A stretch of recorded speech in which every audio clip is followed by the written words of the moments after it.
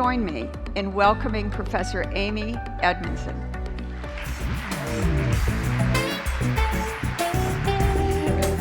Thank you. Thank you. I apologize for that long introduction. I would have cut it shorter had I known. Thank you all for being here this morning on the last day. Hasn't this been an amazing meeting? Just spectacular, yeah. So it's daunting. It's daunting to stand up here in front of all of you. I am in awe of the work you do. And let me be clear, I have a front row seat. I am married to a physician, a scientist, and a medical school dean. That's all the same person, just to be clear. I harbor no illusion that I could do the work that you do. I know too much. And I also know I'm only standing up here today because of an accidental finding over 20 years ago that led me to stumble into the topic of psychological safety. So I didn't set out to study psychological safety when I went to graduate school 25 years ago. I wanted to study the learning organization. I wanted to find out what are the factors that help organizations successfully learn from their own experiences, from their own data, from their own failures even. And so I jumped at the chance when, as a first-year PhD student, I was invited to join a later landmark study of medication errors. You see, learning from mistakes was one of my very favorite topics. And the beauty of this study, the beauty of the study design from a research point of view was this. My little part would be to administer a well-validated team survey called the Team Diagnostic Survey, developed by my famous advisor, Richard Hackman. And I would deliver this survey early on in a 6-month study. I would just try to get a handful of patient safety units in a couple of nearby hospitals to fill this out. Meanwhile, trained medical investigators would spend 6 months visiting these units a couple of times a week or so and gathering the error data, something that I didn't have the qualification to do, and more importantly, this created independence of data collection and nice timing, right? So my survey, time 1, and then 6 months, data collection, and all I would do was sit tight and wait for those data and run my correlations, and then I could publish, and then there was a very good chance I'd actually get out of graduate school. It didn't quite work out that way. I mean, I did eventually get out of graduate school, but the data weren't what I expected. So I got the data, and I ran the correlations, and to my great surprise and happiness, there was actually a statistically significant correlation between the team properties and the error data. Only it was in the wrong direction. Now, so this doesn't really make sense, right? Because what the data were saying to me is that better teams make more mistakes. Now, research in aviation before this had already shown that cockpit crews, who are better teams, according to the same survey, make fewer errors in simulators. Right? So it turns out to be more objective error data, but I digress. So the data were suggesting that better teams, in the environment in which you train people to perform, were making more, not fewer, mistakes, and I couldn't accept that that was actually true. So that forced me to think, which is always a good thing if you're a researcher, and it suddenly occurred to me, when I later thought of as a blinding flash of the obvious, that maybe better teams don't make more mistakes. Maybe they're more willing and able to talk about them. Now, that insight was a far cry from proving it. But I was able to do some things, like hiring a young ethnographer to go in and spend time in these patient care units without knowing the error data, without knowing the team data, and even without knowing my new hypothesis. And he came back with oodles of qualitative data that suggested that these patient care units had dramatically different climates, interpersonal climates. in what I later, but not yet, called psychological safety. That people were more open and more willing and more able to talk about and report errors as they happened. Fast forward, I had to then study this possibility on purpose in my next go-round for my dissertation. So I got out of healthcare temporarily, and I went off and found a manufacturing company in the Midwest that was willing to let me in to study 53 teams to address the following questions. 1, do they vary significantly in psychological safety? And 2, if so, is it associated with various learning behaviors? And if so, does it in fact also predict performance? And the answer to all 3 of those questions was a resounding yes. So it turns out this isn't very surprising, and you know this now, right? This little insight, this little small point in which I believe it turns out to be quite profound, but it's not surprising, let's face it. None of the people who work in your academic medical centers woke up this morning and jumped out of bed because they could not wait to get to work today to look ignorant, incompetent, intrusive, or negative. Am I right? I mean, most of us so prefer, especially at work, to look smart, capable, helpful, and positive. We care what others think of us. We especially care what others think of us in a hierarchy. And so the good news is we've learned to manage what I call interpersonal risk. The interpersonal risk, and I get it, these are micro risks, right? The risk of looking ignorant in front of a colleague is, of course, not an important risk like a patient safety risk, but it is a risk that we as humans are quite tuned into and quite desirous of avoiding. And so it turns out to be quite simple. If I don't want to look ignorant, I just don't ask questions. I don't want to look incompetent. I don't admit any weaknesses or mistakes. I don't want to look intrusive. I don't offer ideas, and so on. The point I want you to really internalize is this. Impression management at work is second nature. You start to learn how late elementary school. By the time you're a working adult, it's basically you've got it down pat. Now this is fine for you, right? It's fine for the people who work in your centers in the sense of self-protection, but it's not fine for the goal of learning, and it's certainly not fine for the goal of patient safety. So we inadvertently, time and time again, choose self-protection over growth. We choose self-protection over the much larger and more rewarding goal of contributing to a mission that's larger than ourselves. So what are we to do about this? Well, I want to make a point here that I'll come back to, but the interpersonal risks that we face vary.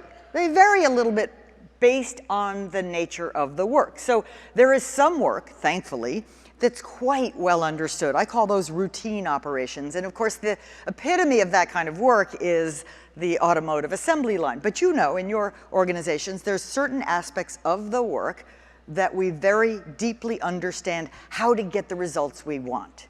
And our job is to do it with excellence. Then there's other work where we have very mature knowledge about how to get the results we want, and it must be customized. Right? And there's variability, and things can go wrong because it's more complex despite the extensive knowledge base. I call that complex operations. And then, of course, there's some work for which we don't have a clue. Right? We know the result we want, but we don't yet know how to achieve it. We call that innovation operations. Now, here's the rub. The degree of uncertainty goes up as we go to the right.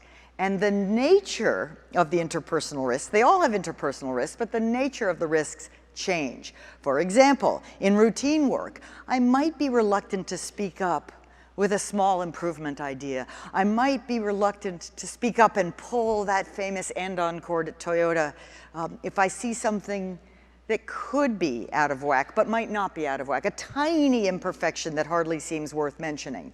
But we want you to do it anyway. In complex operations, like strategic decision-making or cardiac surgery, I might not want to disagree with the boss. I might not want to point out a potentially, but not necessarily, catastrophic error.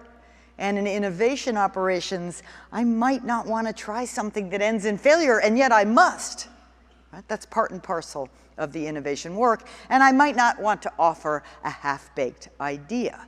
So these interpersonal risks, I think you can readily recognize, they are destructive to the goal of excellence. And so, in some very special organizations, we have figured out a way to enable people, to give people a sense of permission that interpersonal risks are, in fact, worth taking. In fact, they're not so risky after all. It can be even more risky not to take them around here. So I'll define psychological safety as a belief that this workplace is safe for speaking up, with ideas, with concerns, with questions, and yes, even mistakes. And that behavior will be valued and respected by my colleagues. You can think of it as a sense of permission for candor. Right? This is not advice for your next dinner party. Right? This is for work. You know, the students depend on you, the patients depend on you. So I like to think of this as, because I understand it, impression management is not going to go completely away, nor do we want it to.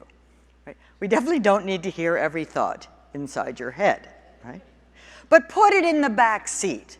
Right? It should not be driving the car. Some people have said, you know, you go to work, you have two jobs. You've got your job description job, and then you've got the job of looking good. I want that job, maybe not even in the back seat. I want it in the trunk, right? There's a little part of you that has to worry about that, but that should not be front and center. So I've learned over the years that no matter how clear I try to be, I'm not clear enough. So I now have a list of what psychological safety is not, because there's a lot of people out there, to my surprise and delight, talking about it. So it's not, and this is the most important of all, it's not about being nice, right? Because when we say being nice in organizations, sometimes that means I will say to your face what I think you want to hear, but then in the hallway, I'm telling my colleague what I really think. That's not actually very nice, nor is it psychological safety. It's not touchy-feely, not warm and fuzzy, cuddly. It's not also a license to whine. This is not just free rein on all your complaints. It's also not a guarantee that all your ideas will be applauded. It's not the same thing as a safe space. It's a wonderful concept. That's a kind of trigger-free space. That's not what I'm talking about. It's certainly not freedom from conflict. In fact, it's the obligation to dissent and to engage in conflict in the most productive way possible. It's not permission to slack off. It's not nirvana. It's not oversharing. And it is most certainly not the goal. Right? The goal is excellence. Right? The goal is excellence in a volatile, uncertain, complex, and ambiguous world, and that's not easy. Now, in 2003, in January of 2003, an engineer, shown here, Rodney Rocha, had a very tentative, but also very distressing concern. He worried that at launch of the Columbia shuttle's final mission, there might have been what's called a foam strike. That's when a piece of the solid rocket booster dislodges and inadvertently hits the shuttle. And if it happens late enough, and if it's a large enough piece, it could be catastrophic. Now, this had never happened before, and little tiny pieces had happened before, but something in Rodney's gut told him this one was different. But he had no data, and he was discouraged by his boss, and so on and so forth. So he watched senior leaders talk about this issue in a Day 8 mission management team leader. He watched from the periphery of the room, and he kept painfully silent. Many months later, when the Columbia accident investigation report came out, Charlie Gibson, the ABC News anchor, asked Rodney, "Why didn't you speak up? Why didn't you say something?" And here is his poignant, at least to me, reply.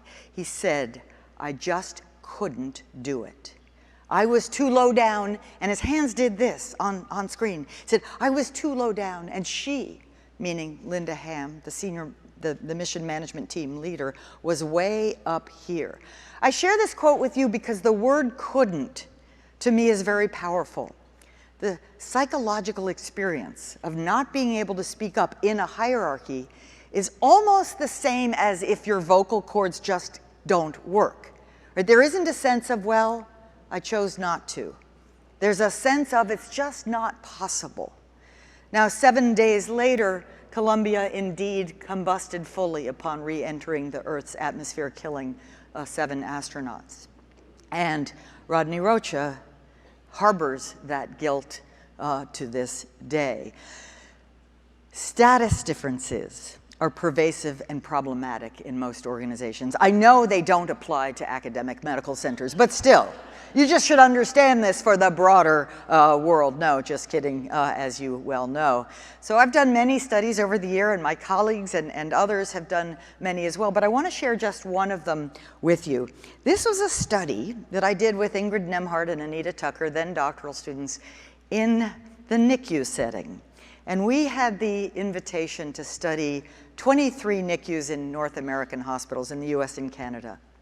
And all of them were actively engaged in quality improvement work. That's why they were happy to let us in, because they essentially thought we might be able to help them sort of speed up the QI process, the team learning process. And so, among other things, we used the now validated survey instrument that included psychological safety and many other variables, including other people, non-team members' views of whether the implementations were successful. And lo and behold, the first result that jumps out at us is this one. And these are statistically significant differences based on role. So psychological safety, and that is, the survey does not use that term, of course. It has variables like, if you make a mistake on this team, it's held against you, reverse scored. It's easy to ask for help. People freely share their ideas in this team. Now, this statistically significant difference based on role jumps out at us. Does it surprise you? No. All right, so I hear the no's, I see the shaking heads. I admit it, it didn't surprise us either. In fact, I'll come clean, it was hypothesis 1. Right? So, but here's what did surprise us. When we looked carefully at the data across the 23 NICUs, we found something interesting. We found that this status-induced psychological safety gap was not consistent across all 23. Right? In some, it was some units, it was absolutely flat across role groups, which of course meant in others it's steeper than what you see here. So 2 questions immediately pop into your mind, right? Question 1, does it matter? And the answer to question 1 is a resounding yes. So Anita and Ingrid, who are more patient than I, stuck with this study over 3 years. And at the end of the 3 years, those with the flat high pattern had an 18% improvement in morbidity and mortality compared to the steep units. Right? So that's real harm averted, real lives saved. Question 2, what explains the difference? It was not resources.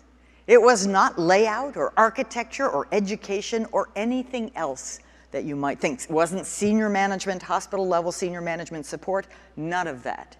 And I suspect many of you already know what it was. It was inclusive leadership primarily on the part of the medical director of the NICU. The degree to which other team members reported the medical director being accessible and proactively inviting input, and all sorts of absolutely free, simple behaviors like that made all the difference. That was the moderator that made the difference, that mitigated. So this is not a question. Some people hear this and say, she's saying take away all status. I'm not. Status is here to stay. What I'm saying is that how your high status is handled matters, and matters especially for learning, but ultimately, of course, for performance as well. Do not hear me as saying this is only a frontline phenomenon, that we only have to worry about this at the very bottom of the organization or the front lines of patient care. In fact, not at all. My favorite scholarly journal, The New Yorker, tells me this happens in the executive suites around the world. Now, we know this is a top management team. Why? You got it, right? It's all men, all white men, I hasten to add. And so because it's a top management team, we know for sure that they're talking about something important. right? And we don't know much else, but we do know that because they're talking about something important, they're about to drive off a cliff. So the boss says, for those of you in the back who can't read this, all those in favor say aye. And sure enough, a chorus of ayes around the table. But check out the thought bubbles. Now, in real life, you can't see the thought bubbles, right? But they're there. And it is your responsibility to find out what's in them. More on that later. My favorite is no, no, 1,000 times no. Right? You've got 1,000 no's inside your head, and you will not release just one of them for the good of the organization. Right? So not good. But one thing to point out before I leave this cartoon is the smile on the boss's face. Right? So it turns out that we, social psychologists have proven this, if we needed to prove it, we prefer it when people agree with us. Right? Right? So that, my friends, is a risk factor. We got to get over it. Now, some of you must be wondering at this point, but wait. You know, doesn't fear motivate people to work hard? You know, a fearless organization, wouldn't that be a kind of lazy organization? Well, I don't think so. I think there are other things that can motivate better than fear. But let me be clear about this. Fear does motivate. Of course it does. But what does it motivate? Let me tell you a story. In 2008, Volkswagen won the coveted Green Car of the Year award. By 2015, they had become the largest and most successful automobile company in the world. Long sought after goals, both of them.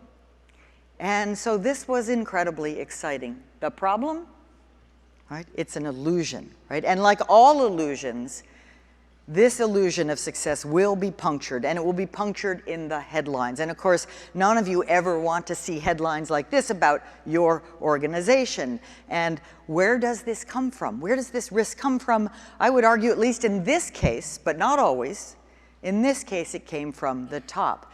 This is the CEO, Martin Winterkorn. I know the photo's a little gratuitous, but there it was, just waiting for me to grab it. And this is a quote from a senior executive, right? This is not a lower level engineer or manager. Senior executives who says there was always a distance, a fear, and a respect. By the way, I do not like the equation of those two words. I do not believe they must go together. But if he would come and visit you, your pulse would go up. If, God forbid, you presented bad news, it could become quite unpleasant and loud and demeaning. Right? So I call this a recipe for failure. Stretch goals, which, by the way, I'm a big fan of stretch goals, and closed ears. Right? So if you have stretch goals, and I know all of you do, you had better have open ears. And it's not enough to think you have open ears. We'll talk more about this, but you've got to be quite explicit and overt in those open ears. This story is repeated many times in the book. Here's another one. Again, the illusion of Wells Fargo's stunning #1 bank in America's performance was just that, an illusion. Again, stretch goals. The stretch goal in this case was we will sell every client we have 8 financial service products. It turns out we don't need 8 financial service products. Most people need 1, 2, 3, maybe 4. That forced frontline folks to lie to customers, to cheat, to invent customers, and so on and so forth, because the fear and the intensity of the pressure was so great. Now, just a moment of empathy. A moment of empathy for that Volkswagen engineer or that branch employee who believes it to be more palatable and more possible to cheat, to develop software to cheat regulators, to lie about customers, than to tell his boss it can't be done. Right? That cannot be comfortable. Right? And I do believe that we need to have empathy for the pickle that we put people in if we're going to do anything about it. So in a nutshell, fear motivates hiding.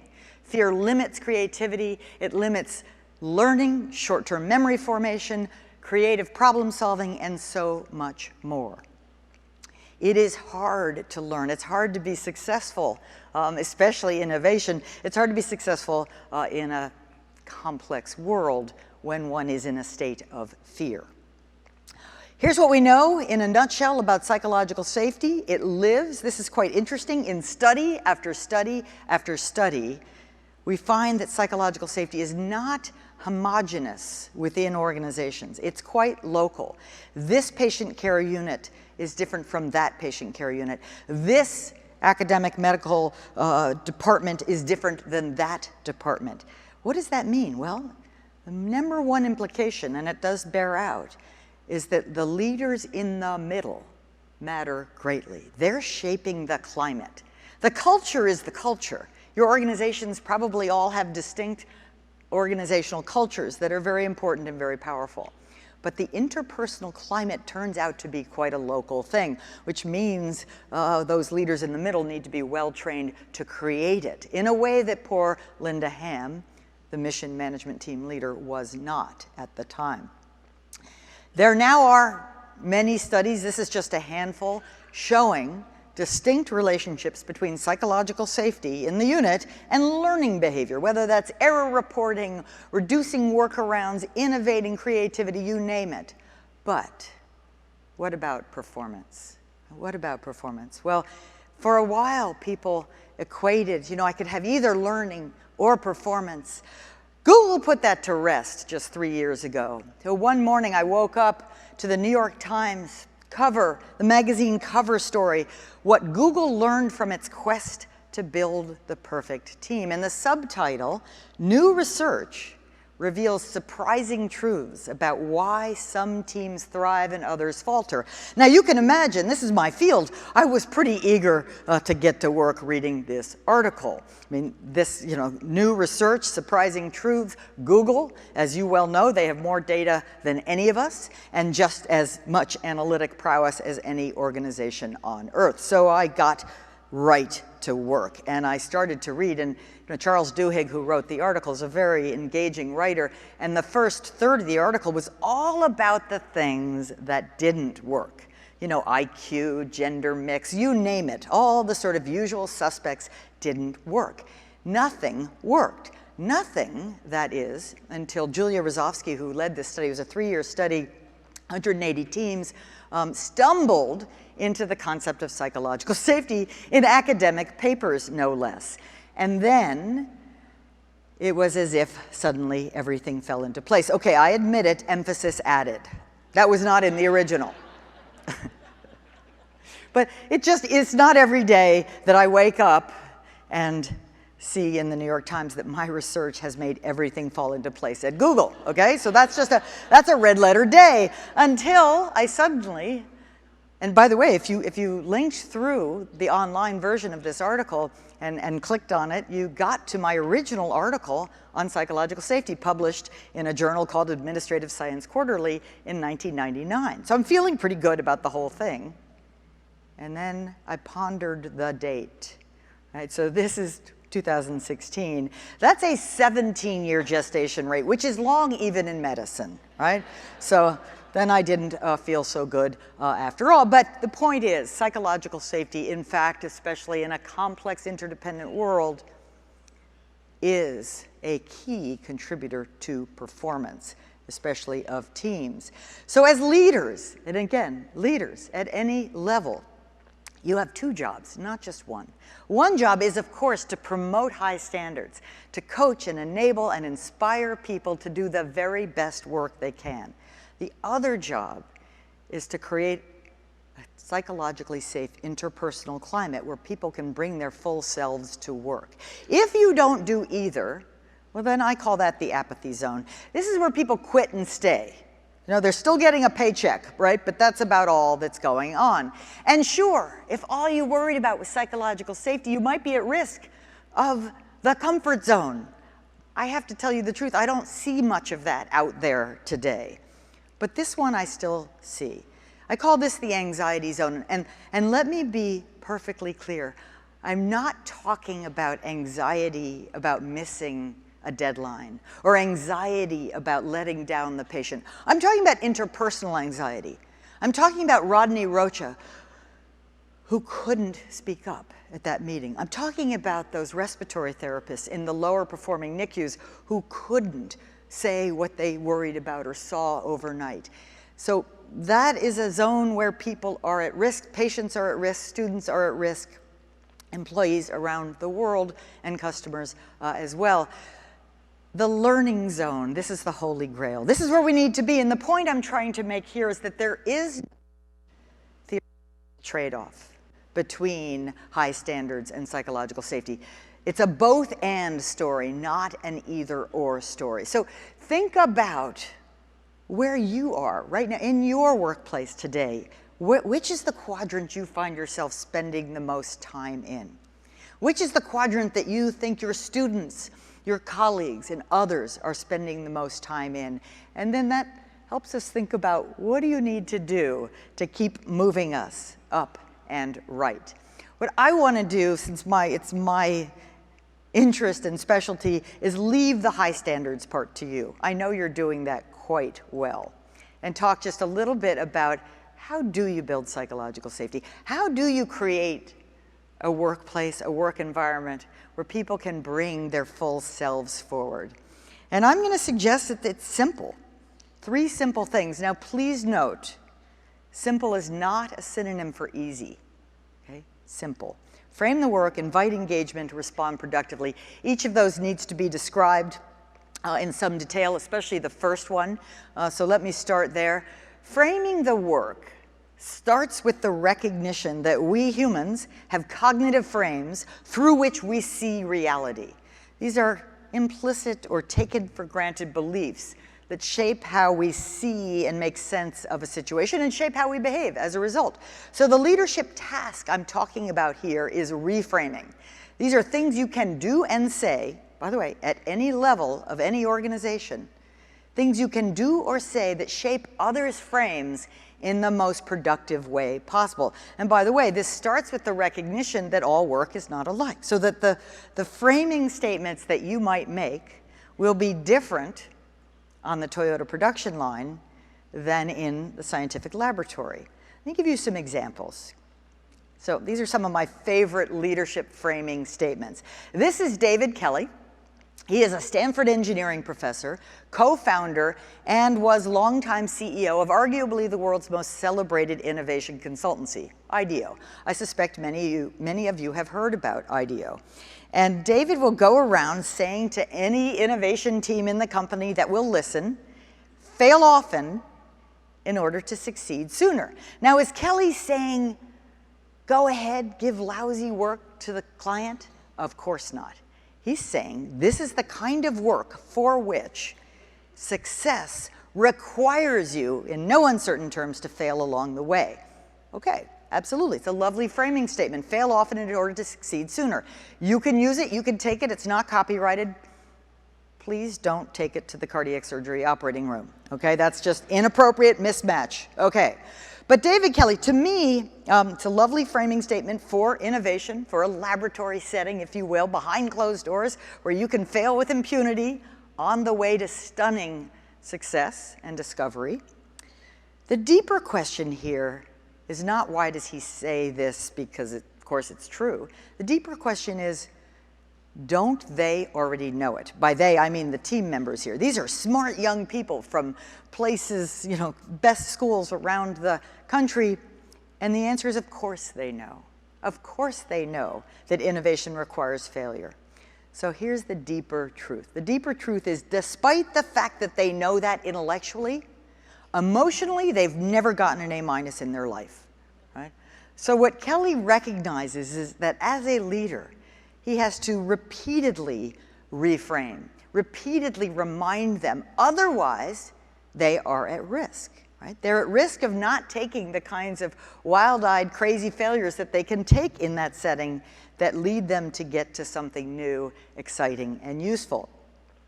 Another example in a not completely dissimilar setting is Opentable. I suspect many of you use Opentable. This is Krista Quarles. She's the CEO of Opentable. And she says to her team, early, often ugly, it's okay. Doesn't have to be perfect, right? We can course correct much, much faster. No amount of ugly truth scares me. What is she doing? She's framing the work. She's saying, this is the kind of business, the platform business, the restaurant reservation app business, for which great success will come by getting it out there, imperfect, and learning as we go. And by the way, the course correction truly cannot be done without the participation of customers and users on both sides of this two-sided platform. And so she, again, is making it clear to them, because they, too, are high-achieving people who don't like handing in sloppy copy. Right? So again, she's addressing instincts. She realizes that as much as everybody understands that first is best, perfect is last, you've got to override, and you've got to override recurringly, or they won't do the behaviors you need them to do. Now, much closer to home, this is Julie Morath. She was Chief Operating Officer at Children's Hospital and Clinics in Minneapolis-St. Paul for a decade, before going off to Vanderbilt after that. And she led a pioneering and remarkably profound and successful patient safety initiative. And this is a beautiful framing statement, which Morath was known to repeat often. She said, healthcare, by its very nature, is a complex, error-prone system. What's she doing? She's framing the work. She's saying, things will go wrong. That's Swiss cheese, right? That's the world in which we work. But if you speak up early and often, and we know already that errors do not always get reported, and small problems do not always get reported. And so she's saying, your job is to speak up. And speaking up doesn't make you look bad or incompetent or intrusive or negative. Speaking up is a heroic thing to do. It's the right thing to do. It saves lives. And again, even if she's said it once and they begin to understand the system theory of medical error, she's got to say it again and again, because people still, as human beings, are prone to hiding their failures and hiding their mistakes. Now, more generally, managers often hold what we call tacit frames, taken for granted frames. That means beliefs that we don't necessarily question and don't question enough, such as, well, employees are self-interested and untrustworthy. This is what was famously called Theory X years ago by Douglas McGregor. Top management, people above me sometimes, or I myself, if I'm top management, always knows best about issues of organizational importance.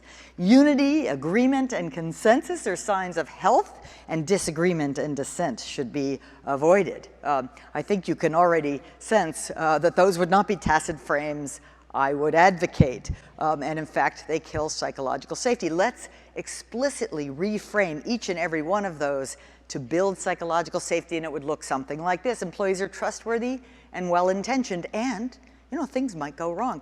Everyone in this organization has access to essential information and ideas upon which our future depends. Unity, agreement, consensus could be risk factors. Not always, thankfully, but we have to question it. We have to dig deeper sometimes, because disagreement and dissent are signs of healthy conflict. So framing the work essentially is about ensuring that we get on the same page about the risks that lie ahead, right? That people are explicit and aware of what's going on. But that's not enough. That basically sets the rationale for voice. That says why it's a reasonable thing to think we'd really actually want to hear from you with half-baked ideas and observations about mistakes. But you've got to go further than that. You've got to be overt in the invitation. Do not assume people know you're interested. Go out of your way to make sure. That's what those medical directors in the high-performing NICUs did. What does this look like? Well, let me give you an example from business history. This is a classic book called My Years with General Motors by one of the great business leaders, successful business leaders of the last century. So this is getting close to a century ago. But here's Alfred Sloan. They named the MIT School of Management after him. Very impressive guy. And in this, I repeat the cartoon here because I imagine them around the table looking much like these guys looked. And Sloan says in this famous story, and they're considering the acquisition of another company, he says, "Gentlemen, I take it we are in complete agreement on the decision. You can almost see the smile on Sloan's face, right? Well, you'd be wrong. Check out the rest of this marvelous quote. Then he says, I propose that we postpone further discussion of this matter until our next meeting. Why? To give ourselves time to develop disagreement, which he equates with depth, right? A deeper understanding of what this decision's all about. This decision is too important to have you just say, yes, boss. I mean, maybe where should we go for lunch? Fine, right? But not should we acquire this other company. I need to hear from you. If you guys were doing your job, you would have had something to say. So he is not saying dissent is okay. He's saying dissent is required for something like this. And what's something like this? High stakes, uncertainty, right? And potentially at least different sources of expertise that could inform the decision.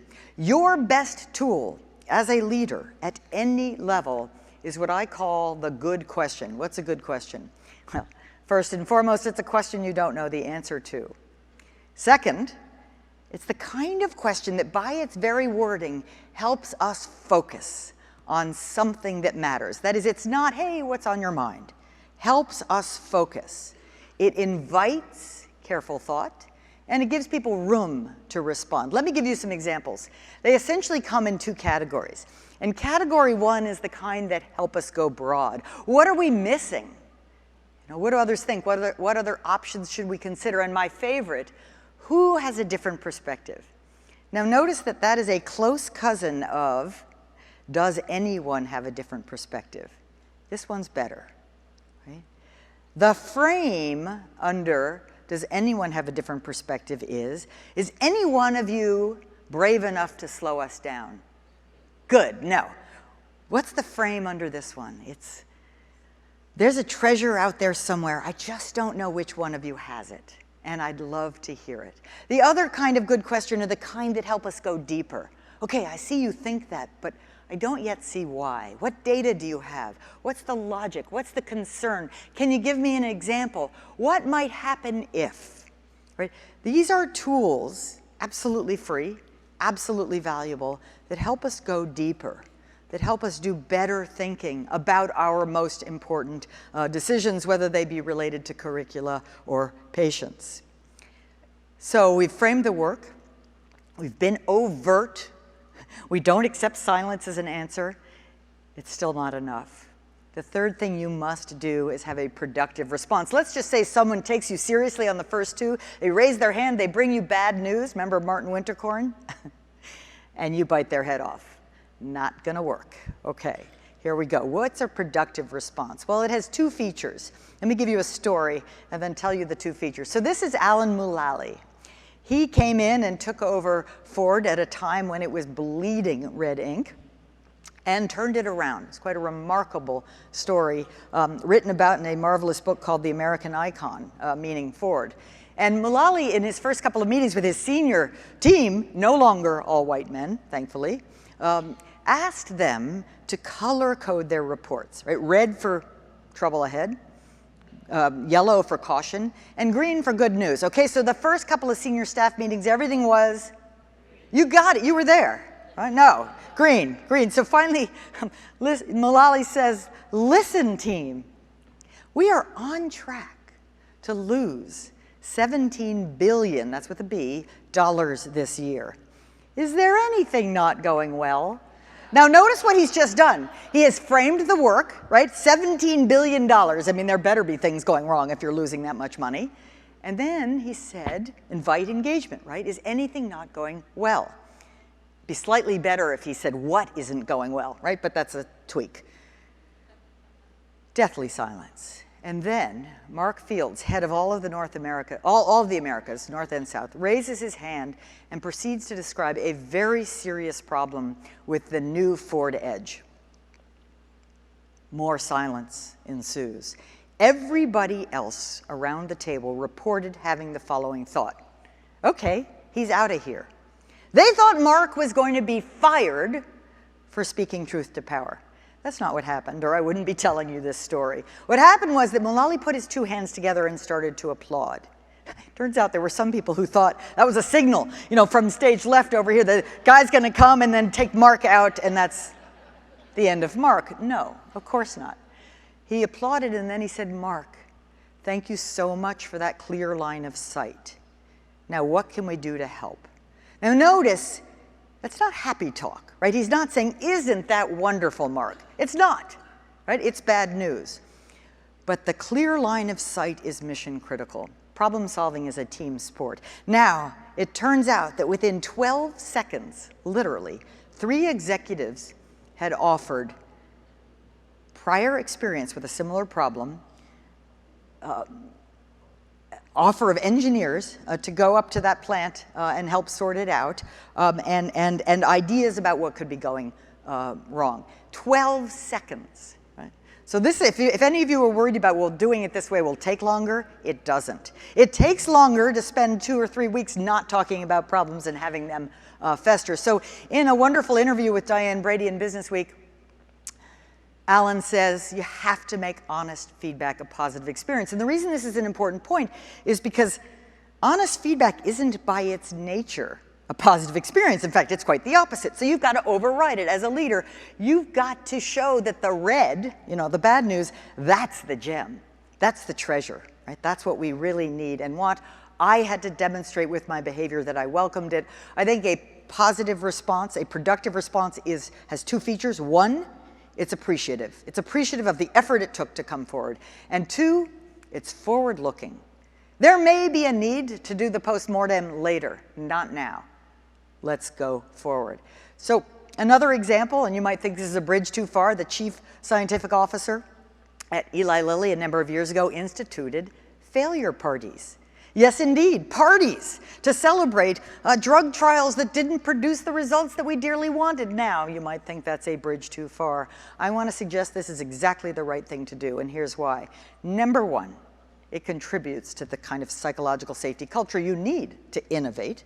Number 2, it turns out having these kinds of rituals help people shut down failing courses of action in a timely way. That is, they are less vulnerable to sending good money after bad. And number 3, if you have a party, people show up. I know, that sounds silly, but this is what happens when they show up. They find out, hey, what's this party for? Well, we tell them. And then you have just increased the chance that that failure won't happen again.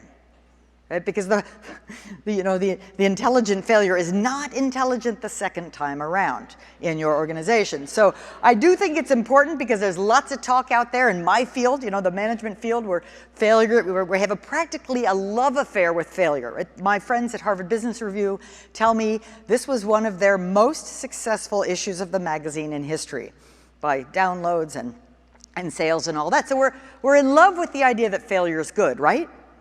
Not so fast, right? Let me be clear. Let me just share this with you, and then we will get your questions. But there is a typology that I think can help, and it's archetypes, 3 archetypes of failure. Archetype 1 is preventable failures, and guess what? Those aren't good news. Those are where we know enough, we have the formula, we know enough to get it right, and for whatever reason, we didn't. That doesn't mean you punish people, it doesn't mean you blame people, it's still a learning opportunity, but you don't have a party for it, okay? Failure type number 2 are the kinds of failures that happen when, again, in reasonably well understood contexts, some weird stuff happens. A combination of factors, internal, external, combine in a brand new way that's never happened before and produce a failure despite the relatively familiar context. Those aren't good either. And again, we can learn from them. And now we draw a line in the sand because the intelligent failures are still undesired. Make no mistake, nobody wanted that failure in that laboratory. And we couldn't have seen it coming even if we tried. So with this typology, of course, it's then tempting to say, I know, I'll just call every failure that happens in my organization intelligent and I'll be done with it. Not so fast. An intelligent failure only exists when there was a reasonable chance of making something good, right? Some opportunity presented itself. Number 2, You sat down and did the thinking about the assumptions that are guiding this new foray into the unknown. Number 3, the plan will test those assumptions. And number 4, everybody understands in advance that this might not succeed. And that's okay. And finally, it's got to be as small as it can be and still be informative. You don't bet the farm, then it's not intelligent. I could relabel these, and I will, mistakes, accidents, and discoveries. They're all happening all the time. We want to prevent as many mistakes as we can. We want to anticipate and reduce the possibility of accidents as best we can. And then we want to promote more discoveries as fast and effectively as we can. So, leadership that builds psychological safety, setting the stage, framing the work to create shared understanding, inviting engagement proactively, responding productively in a way that's appreciative, listening, and focusing forward.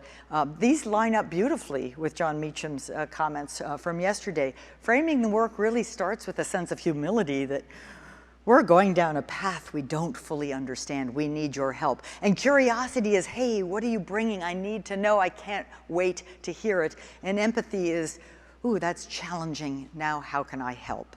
So thank you very much. What questions do you have? Oh, yes, sorry.